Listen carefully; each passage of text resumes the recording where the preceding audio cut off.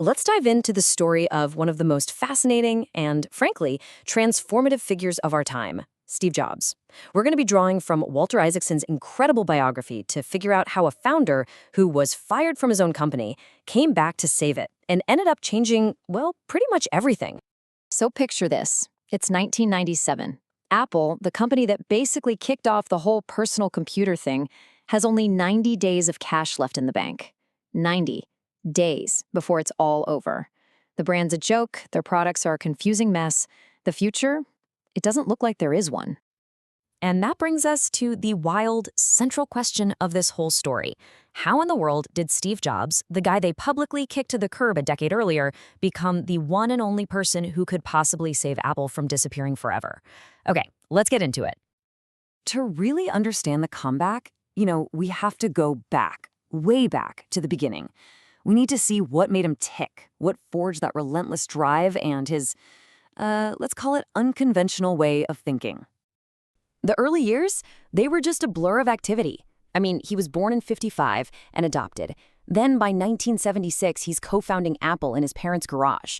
And just 1 year later, 1 year, he launches the product that basically starts the entire personal computer revolution. The pace was just unreal from day one. But here's a detail that's actually super important. His adoption wasn't straightforward. His biological mother would only sign the papers if his adoptive parents, Paul and Clara Jobs, absolutely promised, to send him to college. That promise kind of hung over his entire childhood and really shaped his early life. And check this out. This is how his parents framed it all for him. When he was a kid and asked about being adopted, they didn't say he was given up. They looked at him and said, "You were chosen." Just think about what that does to a kid. It planted this deep-seated feeling that he was special, that he was meant to do something big. And the Apple II, wow, that was the game changer. Jobs had the vision, for sure, but it was Steve Wozniak's engineering genius that made it real. And the key thing was software like VisiCalc, the very first spreadsheet program. Suddenly, this thing wasn't just a toy for nerds anymore.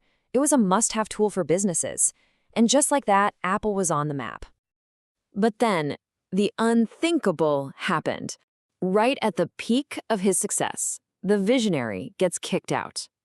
This next chapter is all about that dramatic ousting from Apple and what he called his wilderness years, the period that, funnily enough, prepared him for his greatest act yet. I mean, just look at this contrast. It's night and day. In '84, with Jobs, you have the revolutionary Macintosh. Fast forward to '96, without him, and Apple had become everything he hated. The product line was a total mess, nobody knew what to buy, and their market share was just plummeting. The original vision was completely gone. Now, you'd think getting fired from the company you started would just crush you. And it did, for a while. But later on, Jobs actually called it the best thing that ever happened to him. He said it was a blessing in disguise because it freed him up from the pressure of being successful and let him just create again. And boy, did he create. He didn't just go lick his wounds. Nope. He started Next, a super high-end computer company. Fun fact, its software would actually become the guts of Apple's modern operating systems. Oh, and he bought this tiny little graphics group from George Lucas, which would eventually become Pixar, and yeah, revolutionize animation with movies like Toy Story. Not a bad decade off, right? This whole experience kind of mirrored an earlier struggle in his life. After he dropped out of college, he was totally broke. He was sleeping on floors, returning Coke bottles for food money, and he started dropping into a calligraphy class just because he thought the posters on campus looked beautiful. Seemed totally random, right?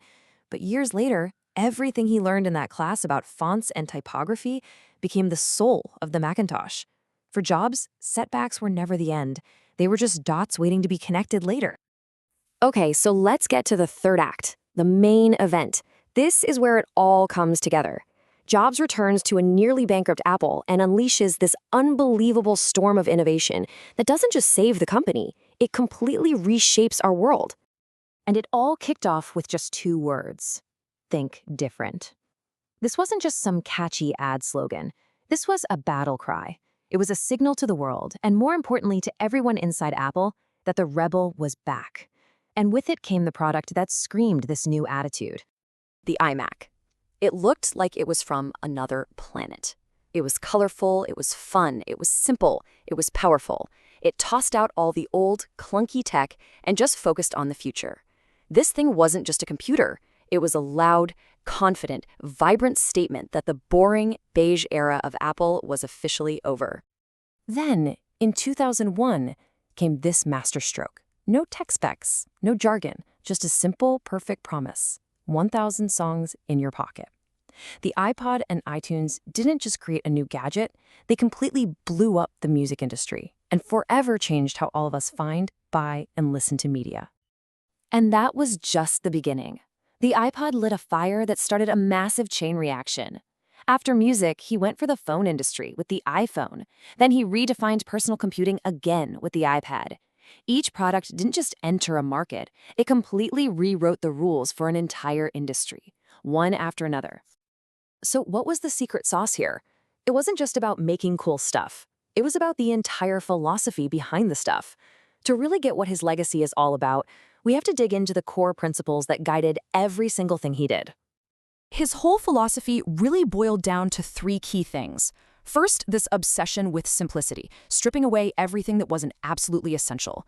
Second, creating these tightly integrated ecosystems where the hardware, the software, the whole experience just work together perfectly. And third, this deep belief that the real magic, the real innovation, only happens in one specific place. And this is that place, the intersection of technology and the liberal arts. For Steve Jobs, the greatest products weren't just engineered, they were crafted. They had to be elegant, beautiful, and intuitive. It was about blending the cold logic of science with the soul of artistry to create technology that actually felt human. This quote right here, this is basically the entire Steve Jobs playbook in one sentence. He truly believed that the people who could stand with a foot in both worlds, the world of code and the world of creativity, those were the ones who could really change things. It's why he valued designers and writers just as much as he valued the best engineers on the planet. So, when you step back and look at it all, his true legacy isn't just a bunch of cool gadgets in a museum. It's the profound shift in how we think about technology. He made it personal. He made it intuitive. He proved it could be inspiring, not just a cold, functional tool. In the end, the story of Steve Jobs is this incredible testament to resilience, right? From his adoption to dropping out to getting fired from his own company, every single major setback in his life became the fuel for his greatest comeback. It's proof that failure is almost never the end of the story. He was famous for saying he wanted to put a dent in the universe. That was his whole mission. So as we wrap this up, the question he leaves us with isn't just about what he did.